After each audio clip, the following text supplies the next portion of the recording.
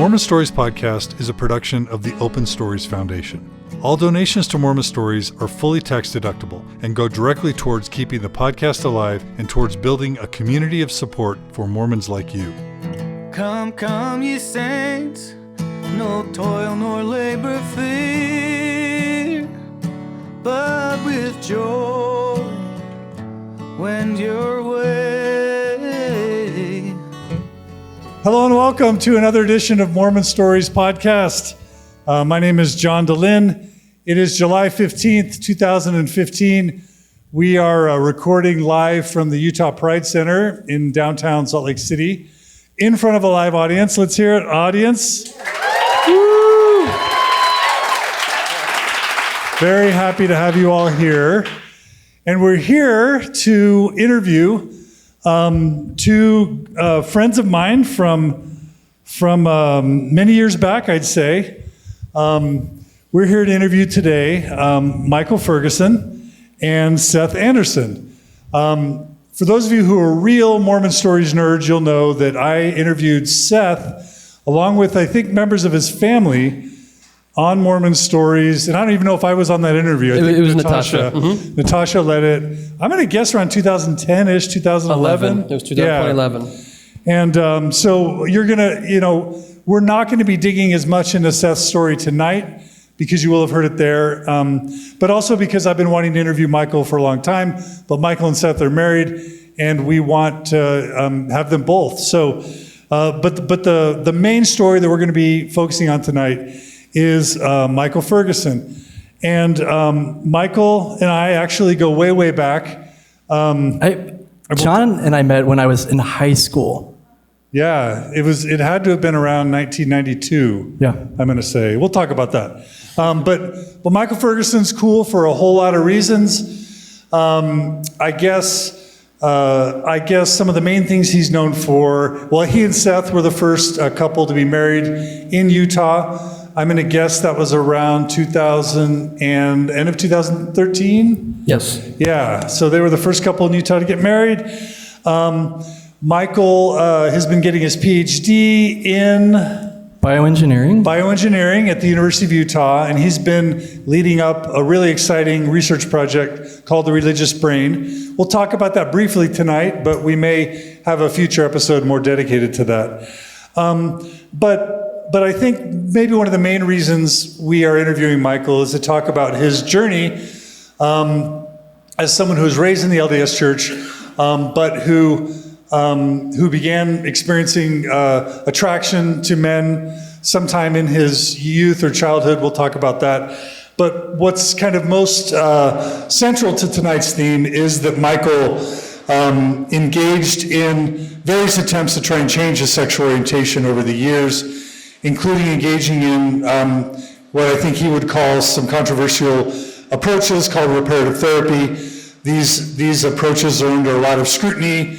In 2015 and even several years before, a couple states have made these practices illegal for minors, and I'm not totally sure on the total legal status, but it's basically attempts to change one's sexual orientation through either meeting with a psychotherapist, a marriage and family therapist, a social worker, or engaging in group therapy or support groups, and sometimes there are even more extended group activities or weekends or retreats that people have engaged in over the years to try and change their sexual orientation. And they're still controversial today in 2015. There was a lawsuit recently where Michael was the plaintiff in the lawsuit, Ferguson versus JONAH, Jews offering new approaches to homosexuality. New alternatives to homosexuality, which they've changed to new alternatives to healing. Right.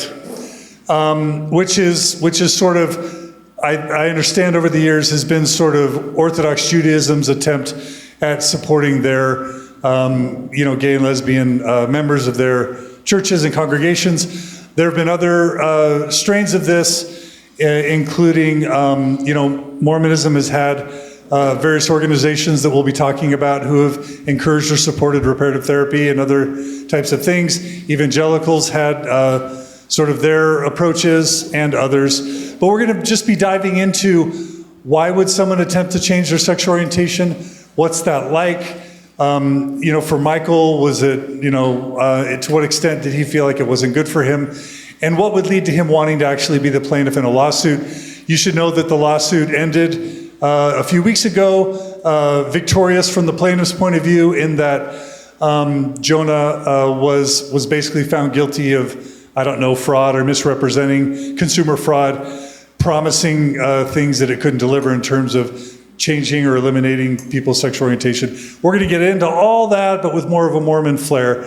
And what's really cool, and I think really fun and interesting and compelling, is that in our live audience today, we're honored with the attendance of various people who we plan to actually bring into the discussion, because they, in various ways, have been involved in various, let's just say, flavors of these activities or approaches.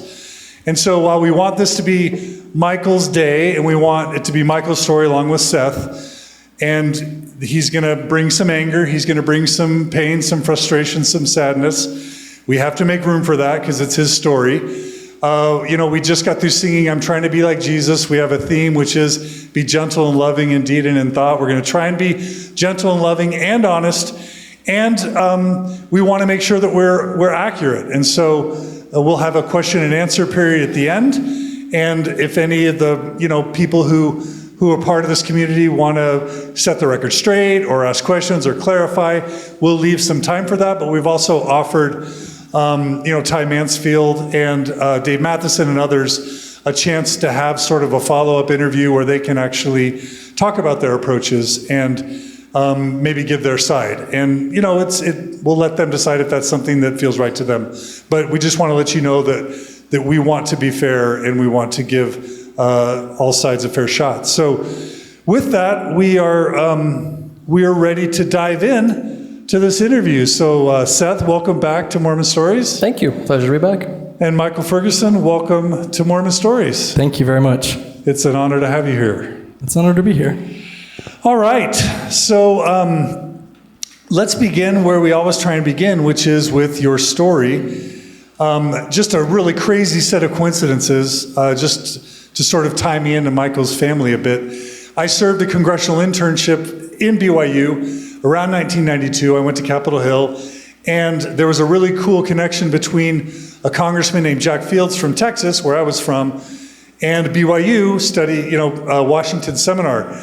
And the leader, sort of the office manager of Jack Fields' congressional office was? Michael Ferguson. Michael Ferguson. No, just kidding. No. It was my dad. Whose name is? Bob. Bob Ferguson. And he was amazing to me. So that was the first introduction I had to Michael's family before I knew anything about Michael. And I remember he had us to his home in Virginia, beautiful area. I think you may have even played the piano for us at the time. But just it felt like a really loving and awesome, amazing family. Later, Michael's brother was in the dorms with me at BYU in Chipman Hall. What? I don't think that I knew that. The year after I got off my mission, your brother was in the dorms in Chipman Hall when I was an RA. This is getting creepy, John. I know. So I know your brother. And your brother's in my brother's ward now. Right, yeah. Yep, that's another connection. And then I met Michael later on. So lots of connections, but a loving family. So tell us a little bit about your Mormon upbringing and kind of what the church meant to you, kind of to what extent your family met the stereotypical Mormon family, and how your feelings about your own sexuality started to emerge, and how that was for you, the church, and your family all together. So just start talking. Just that. Yeah, just that. So when you're asking the question, the first image that comes to my mind is a photograph of my baptism day. And I was the most somber-looking child. I just was taking it so seriously that ever since I started to become cognizant of what these promises meant, of what these doctrines were, it was this gravid, serious approach that stayed with me throughout my upbringing. My family was very enthusiastic and joyful to live the letter and the spirit of the law. You remember Roadshows? Absolutely. So there used to be ward performances. You'd have shtick on stage or on film. And our family was asked to portray the cleavers, like Leave It to Beaver, you know. And so that I feel like that was pretty symbolic of what we tried to embody, though, was just that very traditional nuclear family that's so beautiful. And we did a good job of it. In seminary, I took it really seriously. All the scripture mastery scriptures, mini missions. I mean, pretty much your enthusiastic, typical list checking off type of LDS upbringing. How many siblings? Youngest of 3, so we did kind of fall short in the large family category. Okay, youngest of 3.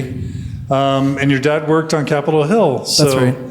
And I imagine the wards there in Virginia were pretty strong, right? They are, and in the Virginia area, it's very flavored by politics. You have a lot of people who are working in FBI or in security administrations at some level, in addition to people who are working on Capitol Hill and in the military bases. So there's a strong, strong sense of patriotism that I think flavors Mormonism in the Washington area, perhaps even a little bit more than the blends that are scattered in other places. Yeah. So tell us when you first started experiencing your sexuality as a young Mormon boy or adolescent, and what that was like for you. So I started first experiencing sexual arousal with, same gender peers in 5th grade. At the time, I think that all of us, especially all of us that grew up in a pretty conservative sexual hierarchy of sorts, didn't really know a lot about the hormones and what was happening with the hormones at the time that they started hitting you. Like the first real notion that I had of prohibitions on sexual behavior was as a deacon, when the bishop calls me in for my first one-on-one temple recommend interview for baptisms for the dead and asks, do you touch yourself? And there weren't explicit terms of, do you stimulate your penis and blah, blah, blah, but you realize what he's talking about. And it was this moment where it was like, oh, we're talking about this. And I think that I lied in that first one and said no, and then went home and repented that I said no, and stopped and was terrified to touch myself for years after that. But that was, I think, the first time that I realized, okay, there's just conflict, period, with touching myself, whether I'm thinking about a boy or a girl. And I think that was the first sort of socialization into shame and into anxiety surrounding sex. And then later, I would say it was around 7th or 8th grade, when I then took the further step and realized that, this anxiety that I feel around sex goes even deeper, because not only am I having this feeling and these temptations, but they're directed in the wrong direction, It was actually pretty easy, though, to stuff that all into the allegorical closet. Do you remember a friend you were attracted to, or yep, like the stereotypical locker room, middle school, any vivid memories of sort of going, oh my gosh, where are these feelings? What are they doing? Oh, for sure. I thought it was absurd that we had to do wrestling in middle school and get in doggy style position with an age matched peer. That was just an absurd experience, and one that caused me so much anxiety, because those gym shorts don't hide very much.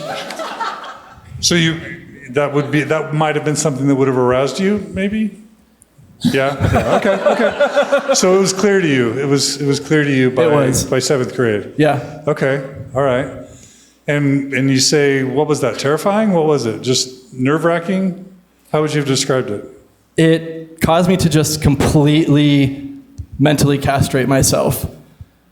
During that period of time, it was really easy to stay in that asexual groove, because I wasn't supposed to be dating until I was 16 anyway.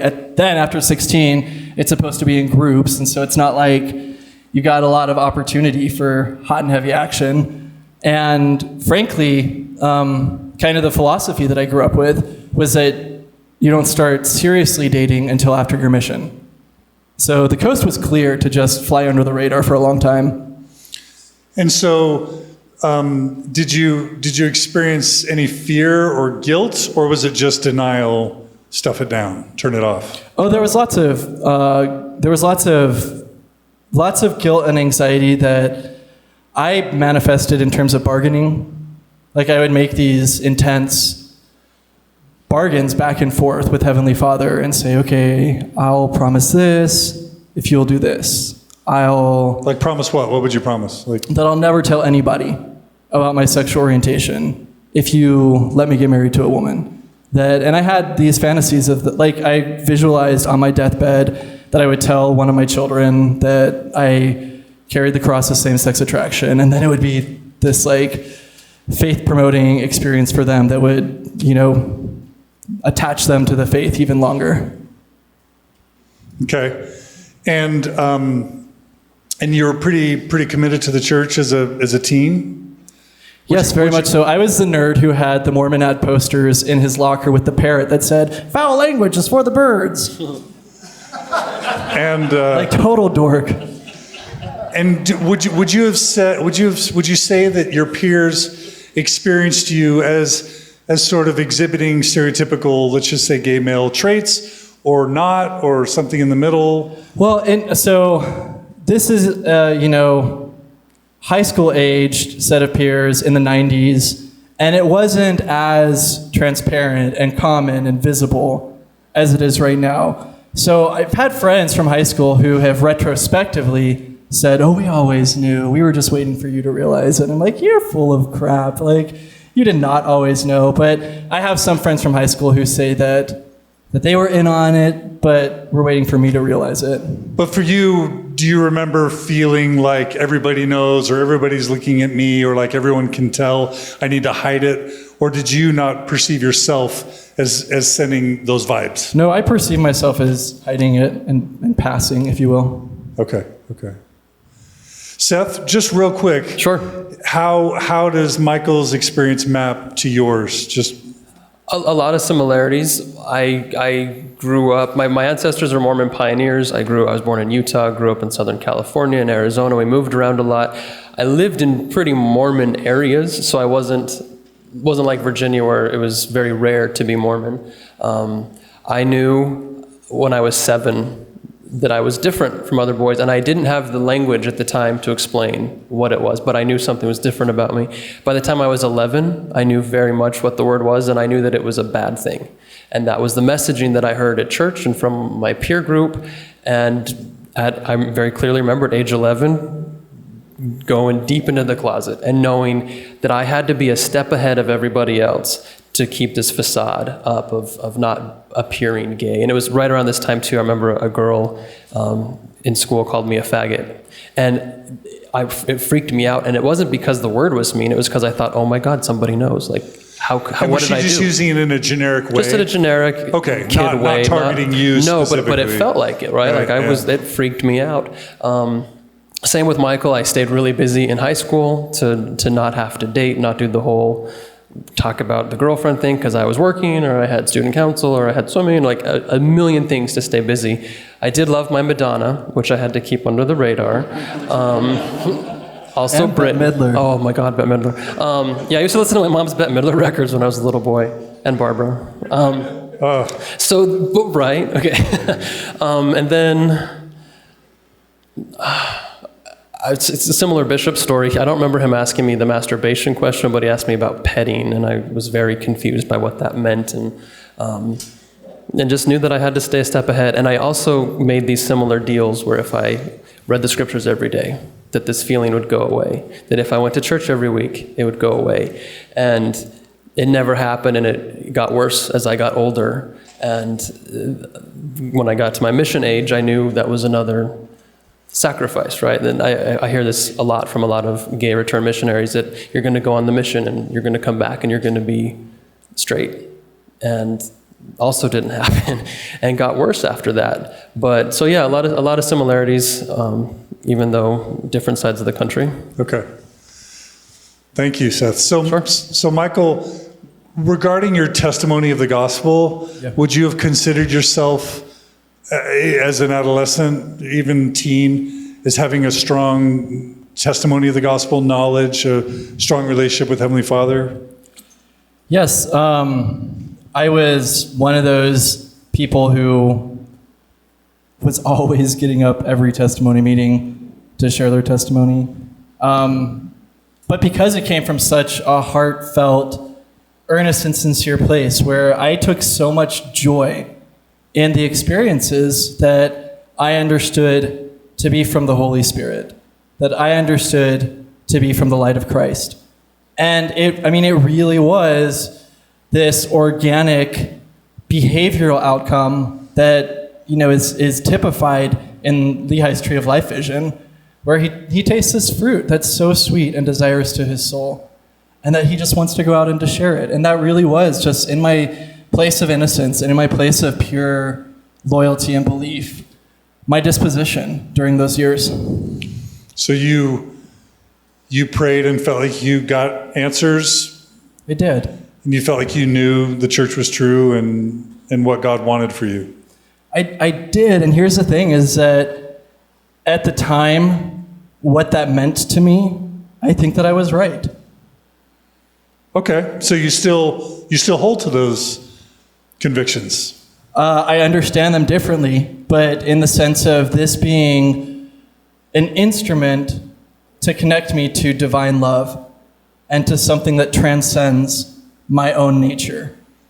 It was that. And you probably internalized the messages that were coming from the church culture, which was how you were feeling was what? How you were feeling about men was what? Well, I really didn't even tune into that until I was on my mission, because I remember reading, unfortunately, as many from my age demographic and my seniors, we read The Miracle of Forgiveness by Spencer Kimball that uses particularly harsh, damaging, and even violent language with regard to a homosexual orientation. That was my first real direct slap in the face with that type of fortitude. When I was on my mission, there was an Ensign article that was in one of the magazines left in my apartment in my area. On your mission, so many missionaries cycle through and they just leave all kinds of LDS paraphernalia.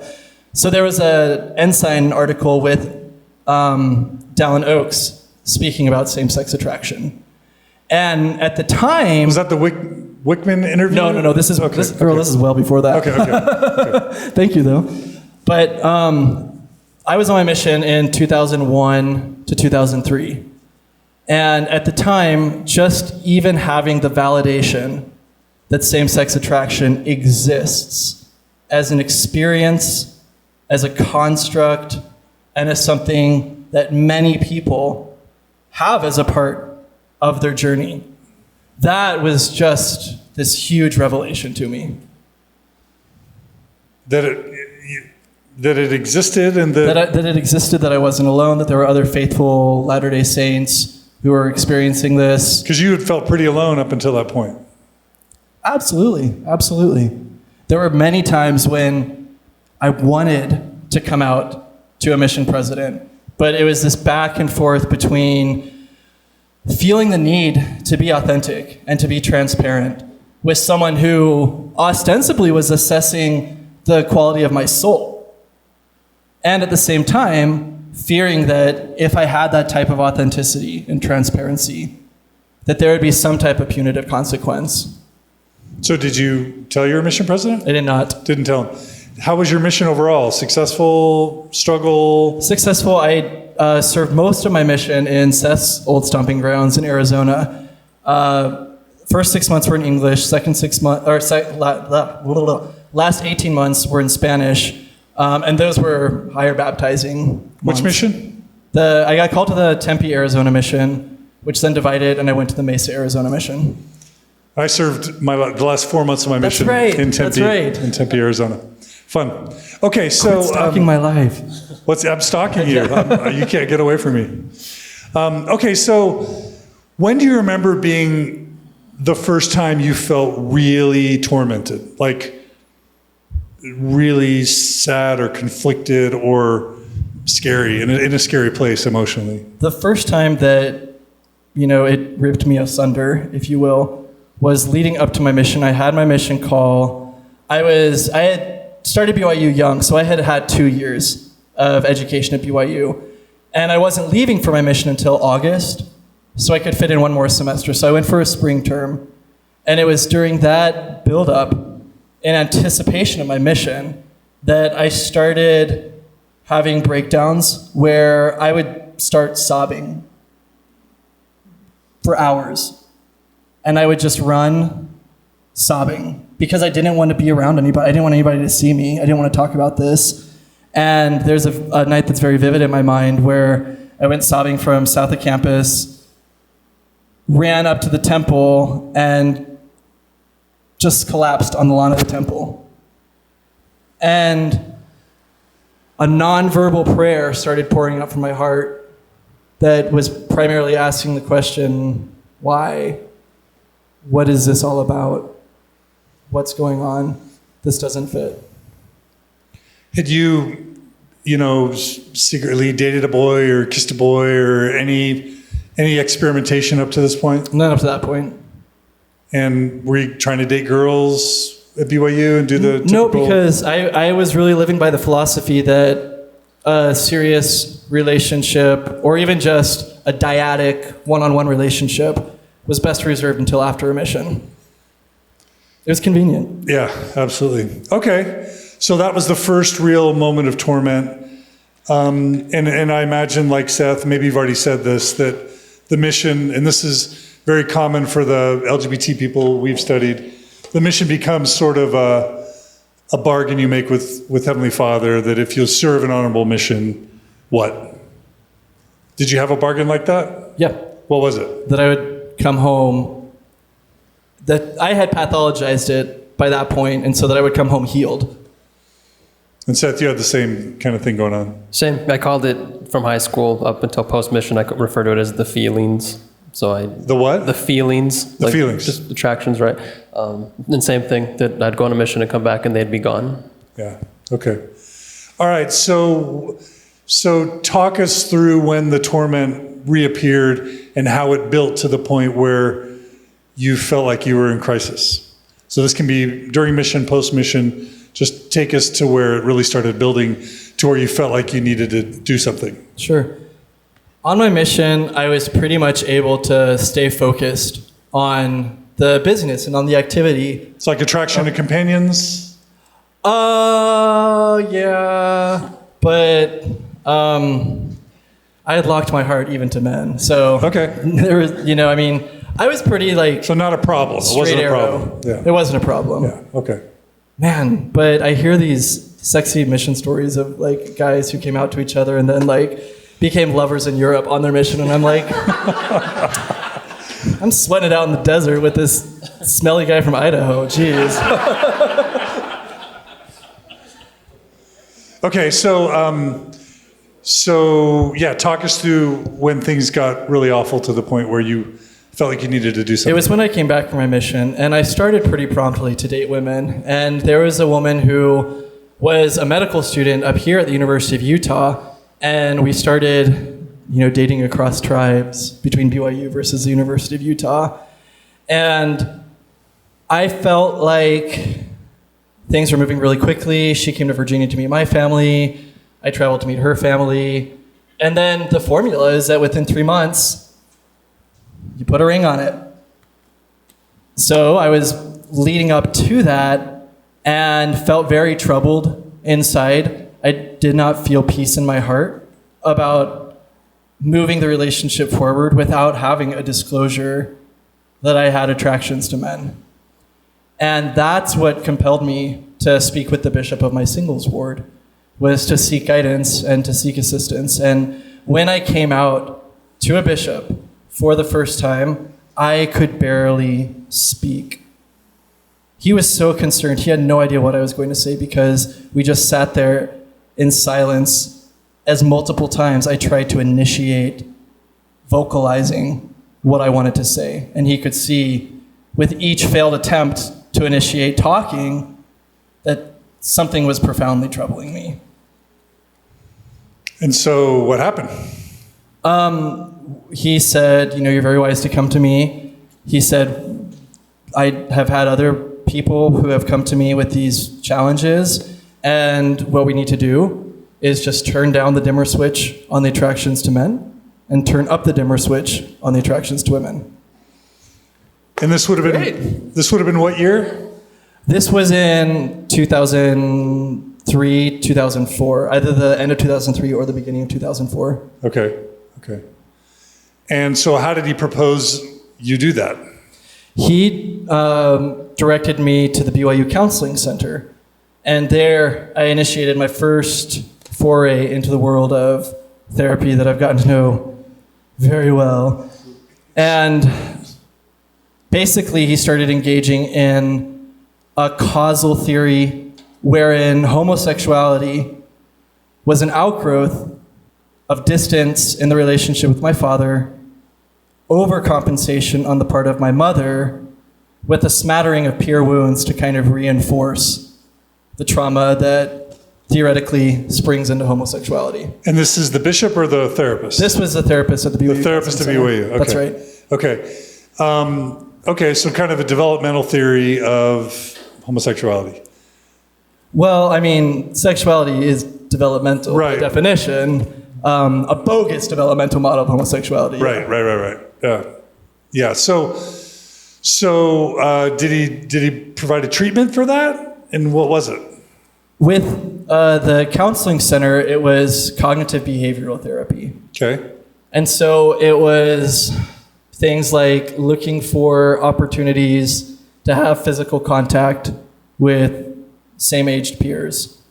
It was disclosing same-sex attraction to my parents, I guess for the purpose of overcoming those out-of-balance dynamics and to initiate a process of doing guy things with my dad and pushing my mom away a little bit. I'm guessing that theory that you think is bogus may have resonated with you at the time, because my guess is your dad was super busy. And so you're like, well, I guess my dad was distant from me, and mothers tend to be more involved with kids. So it's very easy to say my mother was extra involved in my life. I fit the pattern. Well, this is part of the maddening circularity of a theory that was derived from this 1950s patriarchal heteronormative society, where by definition, the fathers were outside of the home. If you have this top-down hierarchy imposing a situation where the father's supposed to be outside of the home, being the protector, the provider, and going to every single priesthood auxiliary meeting ever invented by the church. Well, yeah, you've kind of created a theory that was based on the culture that you created to begin with. And so it becomes very self-fulfilling in that way. And so mother was more involved. Sure. And so you're like, okay, that theory fits me.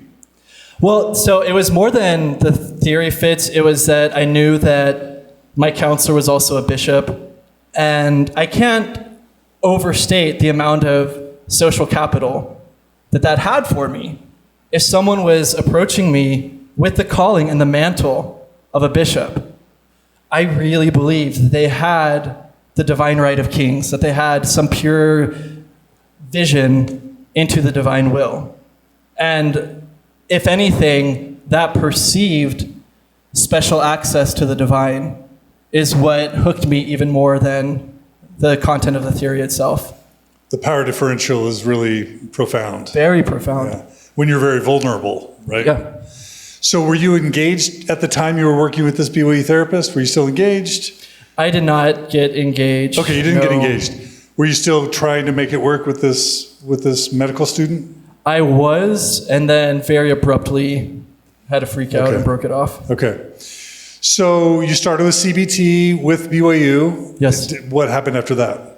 After I graduated from BYU. So did that work? Did it not work? How was that for you, being more manly with your dad and trying to hang around guys more and do manly things?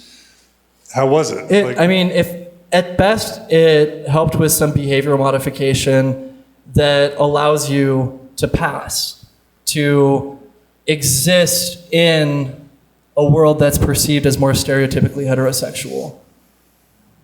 As far as did my orientation shift away from attractions to men and toward women, no. Okay. So you graduate from BYU? Graduated from BYU, In what? biochemistry. Okay. All right.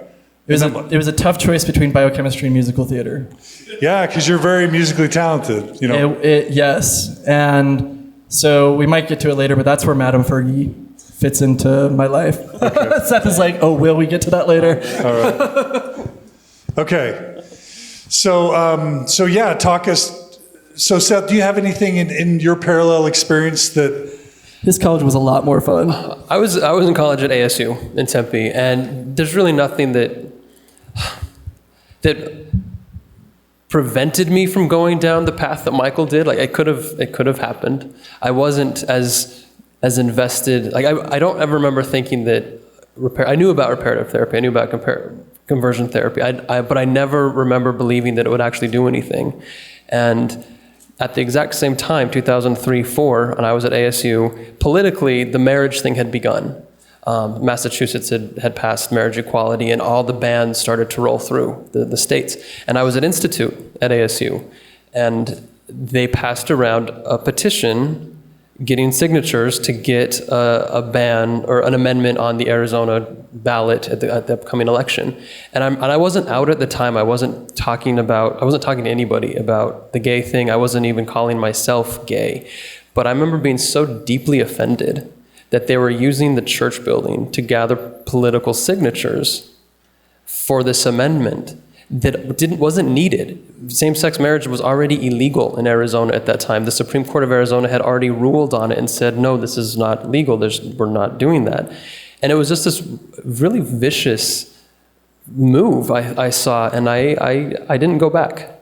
And that was 2003-04. And that was sort of, for me, like the beginning of the severing of my like deep involvement with church, when I started to rethink who I was, what I wanted my life to look like, what role I wanted the church to have in my life, and rethinking my own Mormonism and where I fit into that. So you actually didn't engage in significant attempts to change, yeah. No, but thinking in my mind the other option, which was just being celibate, and really talking up to myself that that's something I could do and that's what I should do. Because the other option was to come out, and that was just like not even an option. Right. So I should correct one thing. We talk about sexual orientation change efforts as if they only involve a therapist, but one of the findings from the study that I did with Bill Bradshaw is that personal righteousness and speaking with a bishop are, two of the three most common methods people use to change their sexual orientation. Sure. And they're often perceived as the most harmful of all. So in truth, you had engaged in sexual orientation change efforts. They were just religious and private. Is that right? correct. Yeah. Sure. Yeah. Were you going to say something, Mike? I was going to say that for me, a big part of that, of the religious component, was temple service. That was another common theme that came up repeatedly, was if you're just going to the temple more frequently. And so at BYU, I would go in the mornings before classes. I became an ordinance worker. I mean, we had one meeting where they said, okay, we have a special gathering. It's 6:30 on Tuesday, 6:30 a.m. on Tuesday.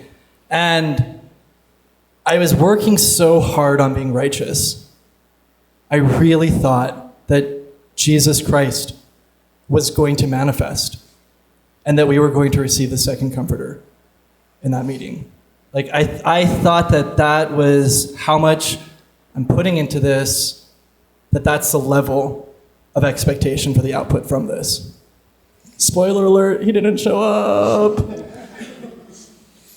And it was really devastating. But that's also one of the findings we found in our research, this hyper-religiosity, almost to the point of scrupulosity, which is a clinical term for kind of religious-based obsessive compulsive disorder, but just, I will pray extra, I will fast extra, I will serve in the temple, take multiple callings, assistant to the president on the mission, work in the MTC, being a temple worker, anything to sort of to try and make that go away. Right. What does that do when it doesn't go away? To your relationship with God, to your Sure. relationship with yourself? For me, and this is a common theme that I've heard as I've talked with other people who have been through similar circumstances, is that you assume a lot of self-blame. Because if this is something that can be worked through, and especially if this is something that you would be rewarded with a change of heart if you really consecrate yourself to the Lord, then if that doesn't happen, well, it's not the Lord that's dropping the ball. It must be me. And it just creates more and more weight that starts to sink your battleship. Yeah. Yep, and I think that's when things get most dangerous, when people feel like they're promised that if they do Christ, do faith, do Mormonism the right way, they'll be cured. And when they don't, they blame themselves. And then that's when they say, God must not love me and I must not be worthy of living, because God will help these other people who are on the magazines or who are out, speaking publicly. He'll help them, but he won't help me. I must be beyond redemption. There's a lot of factors to it. I think that once you start spiraling downward in these negative affect dynamics, that, at some point, your ability for pure logical thought breaks down. And so at that point, I don't know that it's even that rational of a process, but those are certainly contributing factors, again, that create that downward momentum. So you graduate from BYU. Talk to us about what led to eventually JONAH and Journey into Manhood, Northstar, whatever that path was. What was it? So, okay. Retrospectively, I understand things different than the way I understood them linearly going through them. So from my perspective now, grace, if you will, was trying to break through and tell me that I was perfectly acceptable the way that I was. And I was the one who was resisting that. But take us through your mindset at the time and then come back to the reframing, if you don't mind. Sure. The mindset at the time was that here I'm in the temple, right? And I'm seeing this monologue from Eve where she partakes of the fruit that's been explicitly forbidden. And she explains why this is a higher path, that you can know the bitter from the sweet, and that you can grow toward godhood, and that the only way for that to happen was to step outside of the garden, was to exercise conscious, intentional transgression, and then let the shitstorm fly from there. That's, essentially one of the primary messages that we learned from the opening part of the endowment. And that was something that I was wrestling with because it was creating cognitive dissonance, where in the ward that I was in Boston, the bishop was extremely strict. Why were you in Boston? I was in Boston. I was doing some research at the Harvard School of Public Health, doing genetics on diabetes. Okay. With the plan to go to med school? With the plan to go to med school. Okay. In Boston, your bishop, go ahead. So the bishop was one of those bishops who would aggressively schedule monthly interviews with the priesthood holders and ask them the severe litany of questions like, are you looking at pornography? What types of pornography? Tell me about the pornography. Are you masturbating? How do you masturbate? When do you, to the point where you're like, you're enjoying this a little too much here.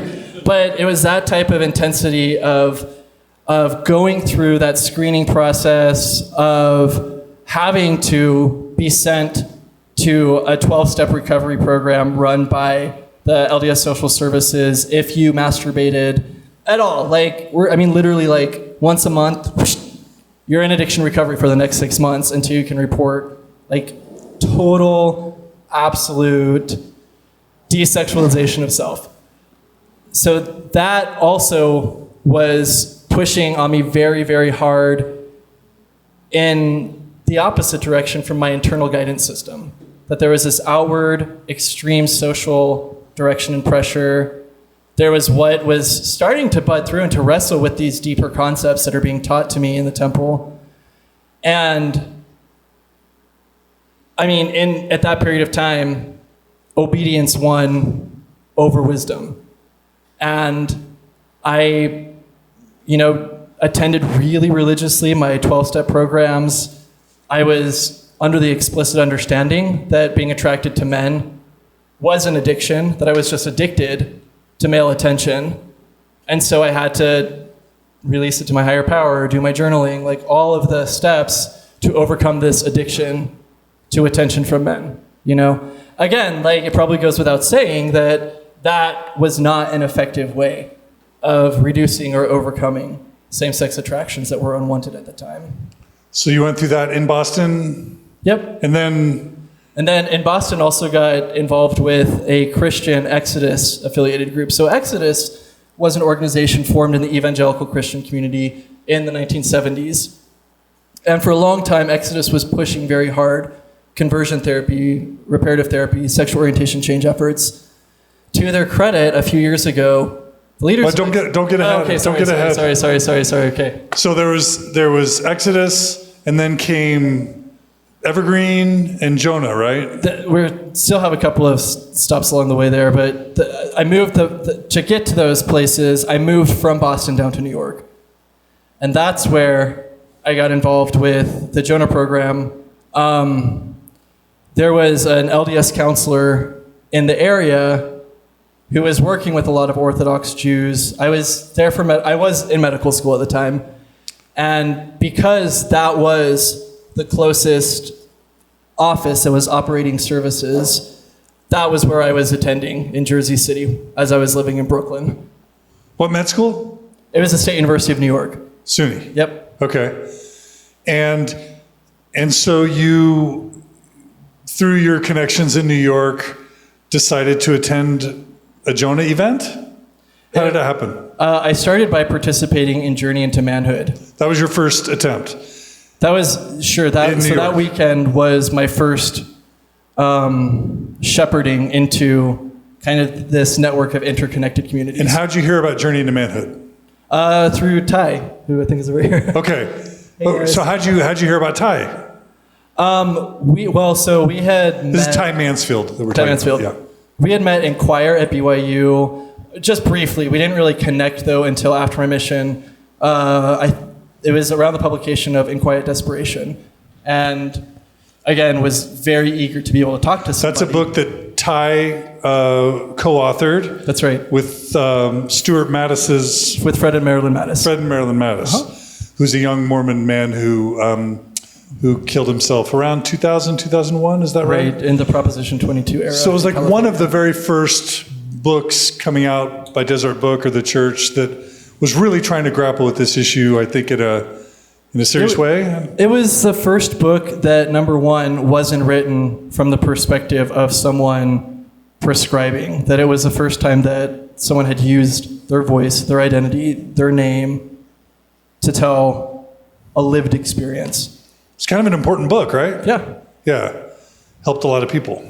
It did, and it was definitely this watershed moment in the paradigm and the conversation. And had you read that book? Yes. Okay. So you had known Ty, choir, BYU, and then stayed in touch? Yes. Okay. And so And it was actually, so during my time in Boston was about the time that emails started exchanging between a group of us who were interested in forming something roughly comparable to what's called the Genesis group. So the Genesis group in the LDS Church was an organization formed by black members to wrestle and understand the history of the Mormon Church in regard to their racial ban. Prior to the priesthood, prior to lifting of the priesthood ban, yeah. That's right. And so kind of the spirit and the intention was to create something that could be a gathering place for people who identified as SSA or LGBT or, initially it had this vision of being this big umbrella approach to have a place of inclusion and welcome. Okay, so you were talking to other people through email about that type of group? That's right. And that's kind of where you're talking to Ty and others. And through that, you learned about Journey into Manhood? That's right, yep. Okay, and then you attended it? attended Journey to Manhood. For those who aren't familiar with it, it's a program, it's a weekend where you go into an encampment. Were you in New York or was it in Utah? Where was it? The weekend itself was in Pennsylvania. For you? For me. Okay. So I was living in New York, met some other guys, drove down to Pennsylvania to have the Journey to Manhood experience. Are you comfortable talking about the things you did there, what it was for you, what you experienced? Sure. Journey to Manhood is a weekend that is an experiential process where you're to identify with a character who you're seeing depicted through this dramatic unfolding of events. The allegory that's used is the Jack and the Beanstalk allegory, one of, boyhood, innocence, and wonder, confronting, the various giants in his life, having power taken, reclaiming power, lots of pretty heady principles. I hate to say, it's almost sounding like the temple ceremony in the sense that there's a main character and you're kind of putting yourself in the position of a narrative of another character. The brethren will now imagine themselves as Jack. Yeah. Anyway, that's what came to mind, but keep going. Yeah. So on that weekend, you have, group processes. It's pretty much like the initiation weekend into a series of follow-up weekends. And so you're introduced to concepts like holding, therapeutic holding. What is that? It's called by various names. Some, have called it healthy touch. Some call it healing touch. And the first introduction of it is representative of a father figure. So it's usually one of the older counselors who invites, one of the journeyers, as they're called, to go into a childhood, a golden child, kind of regressive emotional state, and to receive from this golden father figure what they perceived to be deficient in their nurturing from their father figure. So you were held by another man? Yep. How was that for you? It was a lot of things, because this is, a free pass is the word that's coming to mind, to participate in physical intimacy. Like, as a point of contrast, I guess, when I was at BYU, there was a guy who I met in the music program who confided in me that he was same-sex attracted. And so he and I, one night, went on the South Hill on the BYU campus and sat on a park bench and just touched wrists. And when someone came along the path, we stopped touching wrists. And then when they walked away, we just touched wrists, just because we were so hungry for any type of touch and comfort and affection. And so when this is then not just, wrist touching, but in an entire room of men who are fondling and holding and cuddling and cradling, it's a... But you weren't going to all this effort and expenditure to be able to have a free pass. I mean, you were trying to fix yourself, right? Correct. So, I mean, in your mind, is there a part of you that's like, this is working, or, oh, I'm habituating? For sure, because touch feels good, especially if you're gay and another man is touching you. It feels really good. Like, your body was wired to have dopamine and endorphins and all kinds of juices squirt out of your brain when you're gay and a man is holding you. And so, yes, it felt really good. It was a release. And I think that that's one of the reasons why it's a pattern for people to participate in these programs, to initially have a euphoria, a rush, almost an evangelical edge in their relationship with the programs. And then later to start to experience disillusionment and have this letdown when they realize, oh, it's not that my orientation is changing, it's just I really like being with dudes and touching them.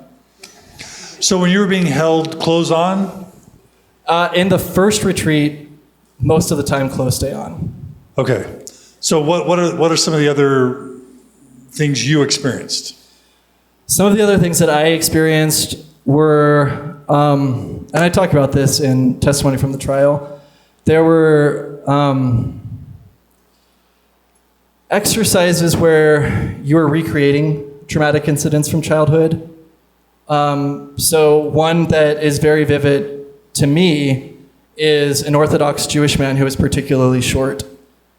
And on the weekend retreat, he was told to share with us words that had been used to hurt him as he was growing up and to traumatize him. And so he shared, the typical words that a lot of us have been subject to: faggot, queer, homo, sissy, pussy. And he was asked, okay, but what was the most hurtful of all the words? And he said shrimpy, because he was made fun of for being so short. And so the facilitator said, we're now going to tie him. We're going to wrap him in a blanket, in a heavy blanket, duct tape him around that, put him on the ground, and recreate the moment when he was most brutally bullied. And so we all stood around him and started shouting these different words at him with the specific intent. The way that it was explained to us was to get him in touch with his warrior and his anger. And the idea is that if you access your anger and your warrior energy, that you'll be able to break out, overcome whatever has emasculated you and detached you from your latent heterosexuality. And so that, it was basically a modern Stanley Milgram experiment, which the Stanley Milgram experiment is where you had a researcher, and the volunteer was told that there's someone on the other side of a screen who's going to receive an electric shock. And you're going to hear them scream, you're going to hear them cry, you're going to hear them shout, please stop. But this is for their own good, this is for their own learning. And so it was a test to see how much voltage the subject of the experiment would push through the wires. And the person on the other side of the screen was shouting, please stop, it's killing me, it's killing me. But because the person facilitating the experiment said, keep going, your average Joe from the street delivered shocks that they believed were near fatal level.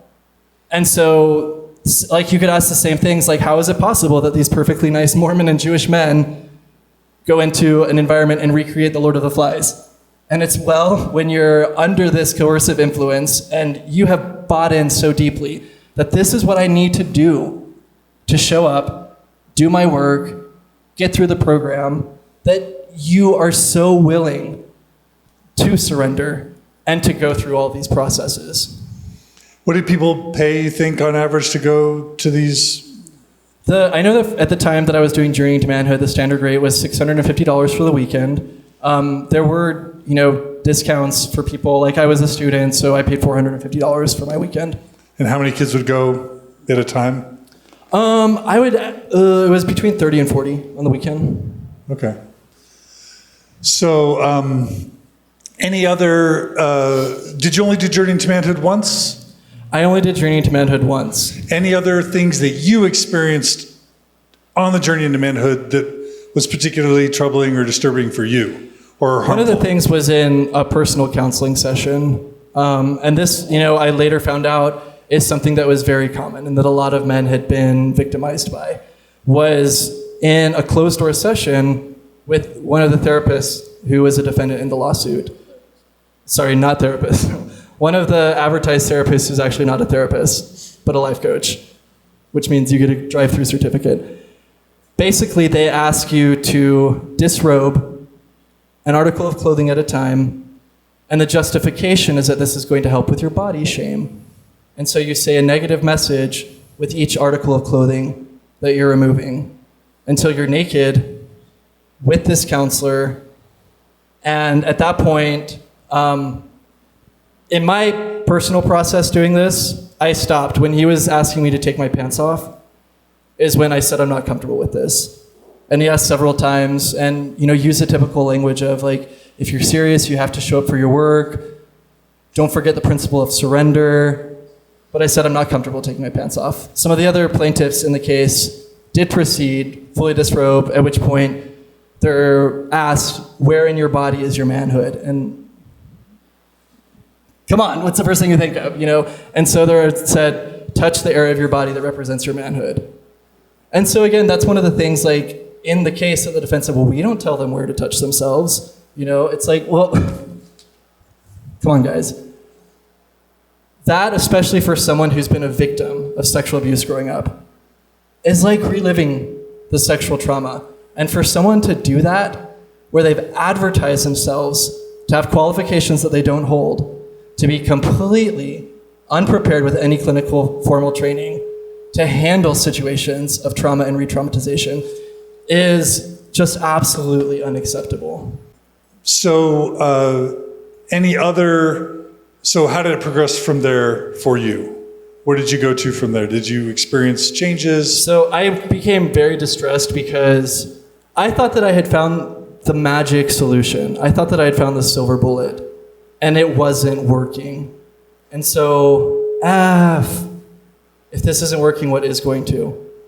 I took a leave of absence from school. And why? Why did you take a leave of absence? Because I wanted to return to Salt Lake City and dive headfirst, even deeper, into my religious approach to my sexuality, my sexual orientation. So you dropped out of med school to try and solve this problem? Yeah, leave of absence. Sorry. You elected to leave. Yes. Because this was so distressing to you. Yes.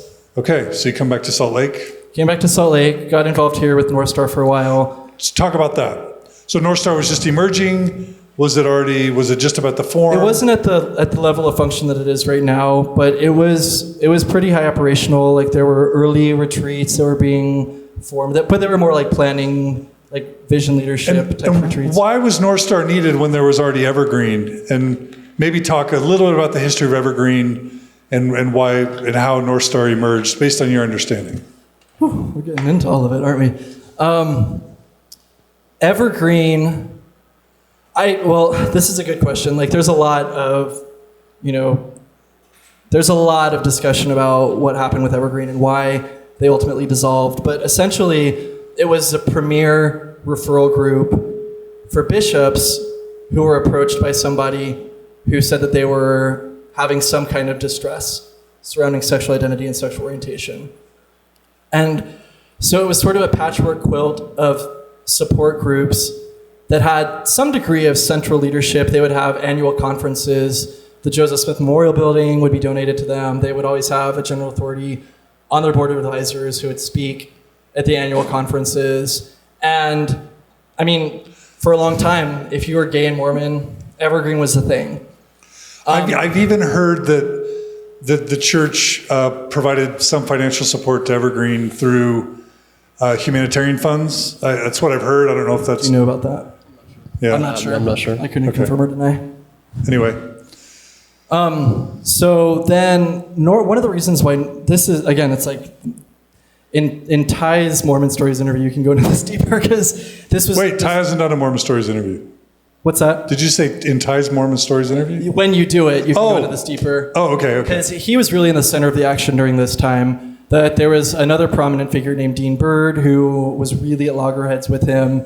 Part of the crux of their conflict was that in the book In Quiet Desperation, it talked about, before his passing, Stuart Mattis receiving blessings about his sexual orientation not changing. That kind of the old guard was, there's so much plasticity to sexual orientation that you just have to engage in the right practice, and you can mold yourself from being homosexual to being heterosexual. And if I'm remembering correctly, and again, I'm happy to be corrected, but in the original stages, that there was a lot of discord surrounding the malleability of sexuality, and that was one of the more divisive issues. Between the founders of Northstar and the old guard with Dean Bird. That's right. And Evergreen. And in particular, there's, one of the early voices in Northstar was very outspoken that he was gay. He's not same-sex attracted, that this is a part of his identity, and he's not interested in change efforts. And so that, again, at the time, that was one of the positions underneath of the Northstar umbrella, and that was at odds with the agenda that was being primarily pushed by Evergreen. Okay, so you were kind of there at the founding of Northstar in one way or another. In some, yes. When I was living in New York City at the time, the discussion was to have my address be the mailing address for Northstar in order to, because New York City sounds cooler than Salt Lake City. Sorry, Salt Lake City, I love you, but New York City sounds cooler. Okay, so you come to Salt Lake, and what happened? And I was still gay. And so this is what year? What's the year now? It's 2009. 2009. Yep. Okay. And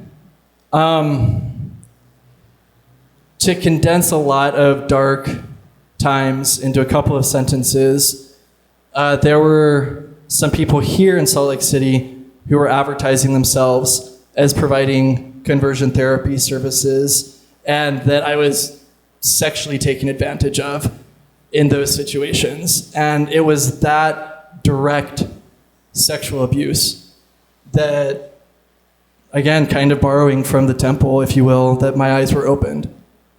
You know, there's that scene where Satan actually says to Adam and Eve, I see your eyes have not yet been opened. And this was sort of my moment where I confronted the evil and the Satan so pronouncedly that it opened my eyes in a way that they hadn't been opened before.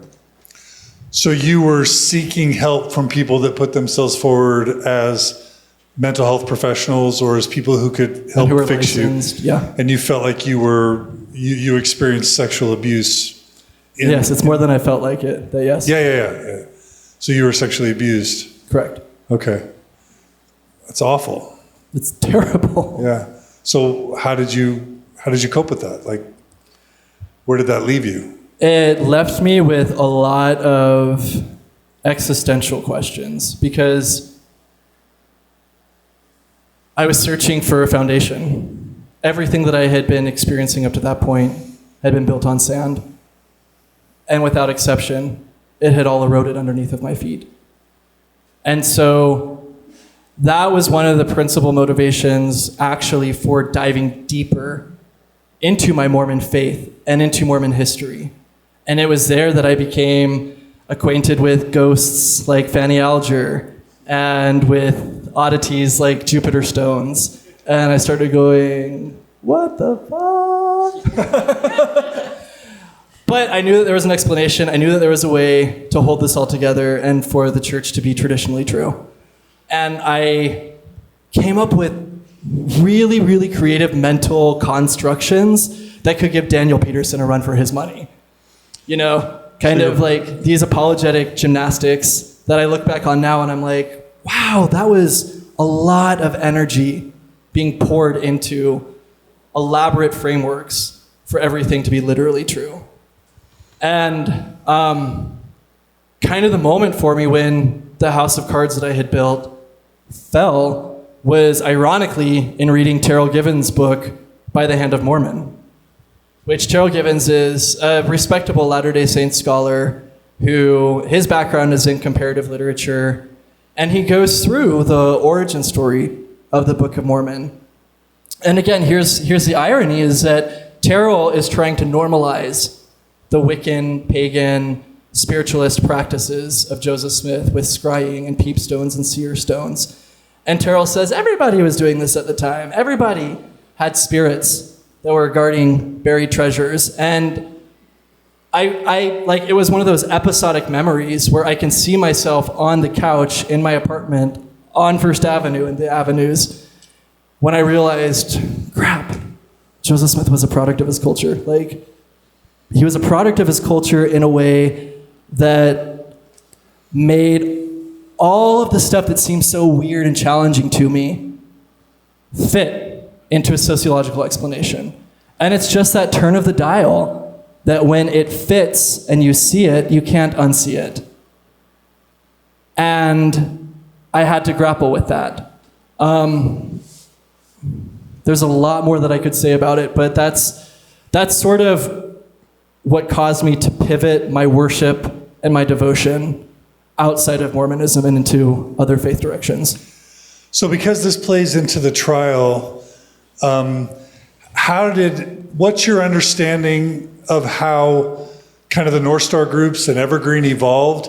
I'm guessing that you saw a lot of people go through Evergreen experiences. You saw a lot of people participate in Northstar activities. what were the activities that people were engaging in, and what sort of pipeline did you see, and what sort of effectiveness did you witness from being in Salt Lake and being around the community that ties into the trial? Yeah, no, that's a lot of questions. I'm good at that. You are good at that. We're bad at that. Again, just within recent years, Evergreen ended up dissolving, and Northstar ended up absorbing a lot of the functions and the connections, like the direct connections with high-ranking leaders in the church that previously had been within the purview and the privilege of Evergreen. And I think the membership list or whatever, maybe, I don't know, that's what I've heard. Okay, keep going. And this is where it becomes complicated, and this was a complicated part of the trial, is that these different communities, so you've got JONAH, which is Jews offering new alternatives to healing. You got Northstar, which is the LDS kind of stake in the ground for the voice on being attracted to the same gender and other various topics. You've got, in kind of the dissolution of Exodus, which was again the Christian group, you have a sprinkling of other organizations that are starting to grow and try and assume the place in the vacuum where Exodus used to fill. But all of these programs share retreats, that the leaders are staffing one another's programs, that they're referring for phone counseling or direct counseling. And so it becomes very, very messy because they're all feeding from the same hypothetical, theoretical origins. They're all sharing the same practices. They're all trading notes. And I think that that's why you see so much cross-pollination between exercises that otherwise you'd be like, how on earth did anybody think this was going to make you more straight? And yet all these groups are doing the same types of work. In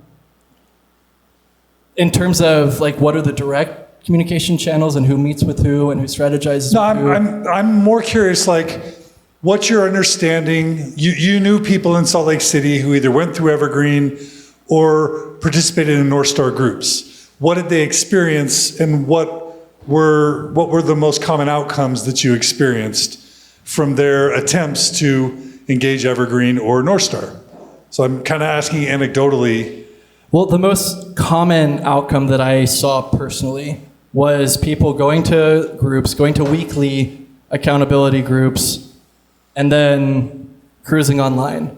You know, like, I can't tell you the number of guys who I met online who was like, oh, don't I know you from Northstar? Don't I know you from Jeff Benion's groups? Don't I know you from Evergreen? That it's like, that's the most common outcome that I experienced, is that there's still so much covert behavior that's going on. I mean, I hate to use this dark analogy, but we saw so vividly in the Catholic Church what happens when you try and repress healthy, normal sexuality in human beings, that it goes into really wonky places. So gay men in Salt Lake City would go to the Mattis Firesides, or they would go to Northstar groups or Evergreen activities with the sincere intent to try and change or fix themselves. Absolutely. But they would end up meeting people and developing relationships on the side, and in some cases hooking up, or whatever you would want to say. Is that sure? Do you think that was rare, or do you think that was common? No, that's common. Do you think that was common? Definitely. Okay, all right. That it becomes a clearinghouse for meeting, but also it becomes a way to maintain the facade that everything in my life is going according to the priesthood plan. Because you have something that you can point to and say, look, here's what I'm doing. But what you don't see is, here's the secret life and activity that I'm also doing, that I'm hiding behind the whitewashed sepulcher inside that's full of dead men's bones. Thank you for joining us today on Mormon Stories Podcast. To discuss this podcast with others, please check us out at mormonstories.org. To join one of our 80-plus support communities across the globe, click on the Support Communities tab at mormonstories.org. To keep this podcast alive, please consider a tax-deductible donation today by becoming a monthly subscriber at mormonstories.org. Audio and video for this podcast were provided by Richard Holdman. A big thanks to the Saber Rattlers for providing the music for today's episode. The Mormon Stories logo was generously donated by StudioCase.com. Come, come, ye saints, no toil nor labor fear.